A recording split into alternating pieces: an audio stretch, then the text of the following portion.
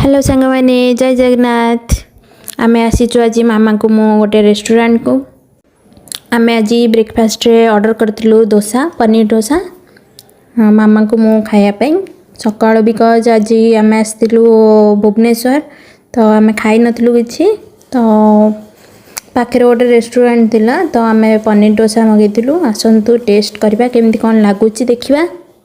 मो मामार फास्ट बाइटा सब मत ही खुआई दिए तो मु खाइली बहुत टेस्टी लगी यम्मी। तो आसतु टेस्ट करबा। वाओ भला टेस्ट थिला रेस्टोरेंट रे।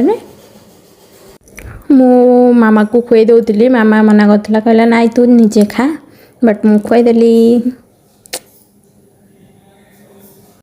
ये रेस्टोरेंट रो मु मसला डोसा खाई आज फास्ट टाइम पे मो पनीर डोसा मगेइली और टेस्ट करथिली भल थिला।